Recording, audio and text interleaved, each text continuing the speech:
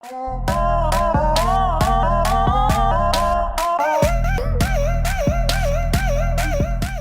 இன்றைக்கி பார்க்க போகிறது பொங்கல் டே ஸ்பெஷல் சக்கரை பொங்கல். அது வந்து சாம அரிசியில் எப்படி செய்கிறதுன்னு பார்க்கலாம். பச்சரிசினாலும் இதே மாதிரி தான் செய்யணும். அதே சாம அரிசியில் எப்படி செய்கிறது அப்படிங்கிறது இன்றைக்கி பார்க்கலாம்.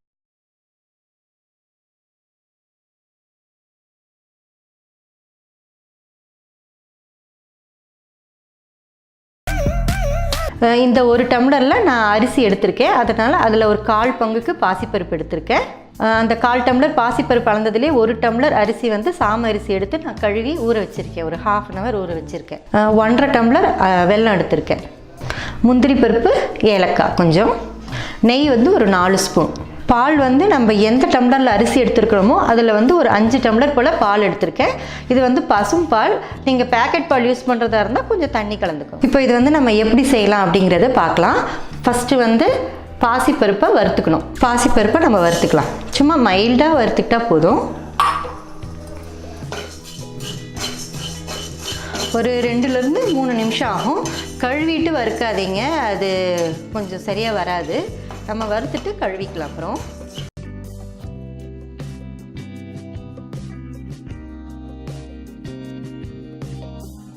லைட்டாக இது மாதிரி கலர் டர்ன் ஆகிடும். போதுங்க, ஆஃப் பண்ணிக்கலாம். கொஞ்சம் நல்லா வாசனும் வரும்.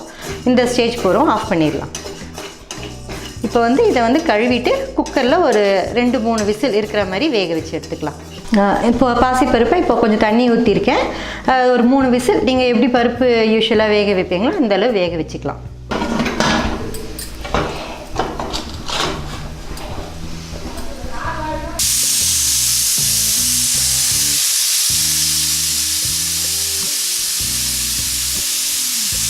பருப்பு வந்து 3 விசில் வந்துடுச்சு. நான் ஆஃப் பண்ணிட்டேன். ப்ரெஷர் போயிடுச்சுன்னா இப்போ ஓப்பன் பண்ணி பார்க்கலாம்.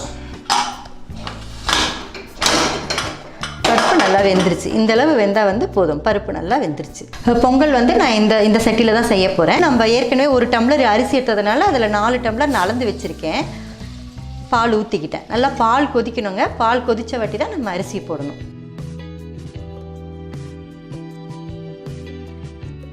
பால் வந்து இப்போ நல்லா கொதித்து பொங்க ஆரம்பிச்சிருச்சு. பொங்குற ஸ்டேஜில் தான் நம்ம வந்து இந்த அரிசியை சேர்த்தணும். அதுக்கு முன்னாடி சேர்த்தக்கூடாது. சேர்த்து கொஞ்சம் லைட்டாக கலரி விடுங்க.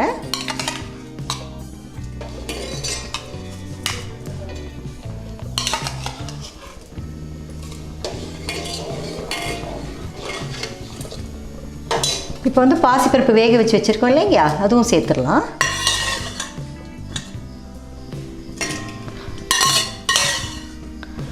அந்த பாசிப்பருப்பில் இருக்க தண்ணியும் நம்ம சேர்த்துக்கலாம். இப்போ வந்து நம்ம அரிசியும் சேர்த்துட்டோம், பாசிப்பருப்பும் சேர்த்துட்டோம். ஒரு 20லேருந்து 25 நிமிஷம் ஆகும்.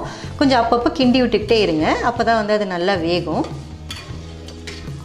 வெயிட் பண்ணலாம். அது வேகிற வரைக்கும் கொஞ்சம் வெயிட் பண்ணலாம்.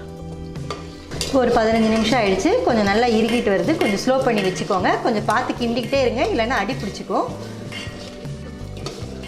இனி கொஞ்சம் வேகணும். கொஞ்சம் கிண்டி விட்டுக்கிட்டே இருங்க, இல்லை கொஞ்சம் அடி பிடிச்சிக்கோ. கொஞ்சம் பார்த்து கிண்டி விட்டுக்கிட்டே இருங்க. இப்போ இது கொஞ்சம் 20 மினிட்ஸ் மேலே ஆயிடுச்சு. கொஞ்சம் வெந்துருச்சு. இனி கொஞ்சம் நேரம் வேகட்டும். இன்னும் ஒரு 10 நிமிஷம் வெந்ததுன்னா சரியாயிடும். கொஞ்சம் நல்லா இறுகிக்கும். கொஞ்சம் வெயிட் பண்ணலாம் அது வரைக்கும். இப்போ நல்லா அந்த பருப்பு அரிசி எல்லாம் வெந்துருச்சு. இன்னும் ஒரு 10 மினிட்ஸ் வெந்துச்சுன்னா போதும்.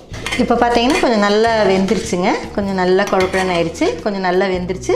இது கொஞ்சம் நேரம் ஆனால் திரும்ப இருக்கும். இப்போ இந்த ஸ்டேஜில் நம்ம வந்து வெல்லம் ஆட் பண்ணிடலாம்.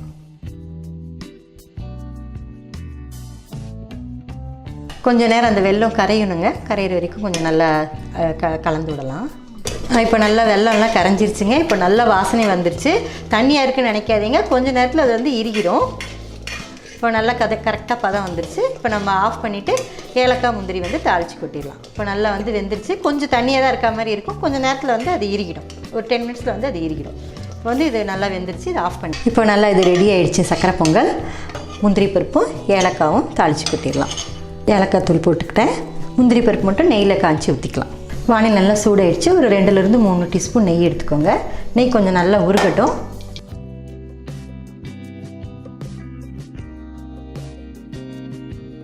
நெய் காய்ச்சிருச்சு. முந்திரி பருப்பு இதில் ஆட் பண்ணிக்கிறேன். முந்திரி பருப்பு கொஞ்சம் கோல்டன் ப்ரௌன் ஆகட்டும். கொஞ்சம் ரோஸ்ட் பண்ணிவிட்டு அப்படியே அதில் தாளித்து கொட்டிட வேண்டியதான். கொஞ்சம் நல்லா ப்ரௌன் ஆகிடுச்சு. போதும், ரொம்ப கருக விட்டுறாதீங்க. இந்த அளவு ப்ரௌன் இருந்தால் போதும். அப்படியே அதில் கொட்டிடலாம். இப்போ நமக்கு வந்து இந்த சுவையான சக்கரை பொங்கல் வந்து ரெடி. இப்போ வந்து இது நல்லா ரெடி ஆகிடுச்சு. இப்போ வந்து பவுலில் மாற்றிக்கலாம்.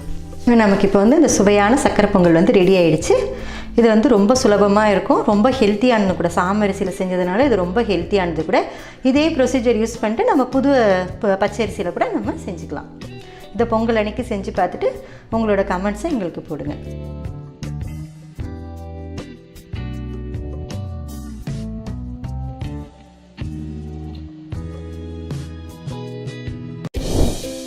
தொடர்ந்து இது போல் வீடியோஸ் பார்க்குறதுக்கு கீழே இருக்க சப்ஸ்கிரைப் பட்டனை கிளிக் பண்ணுங்கள்.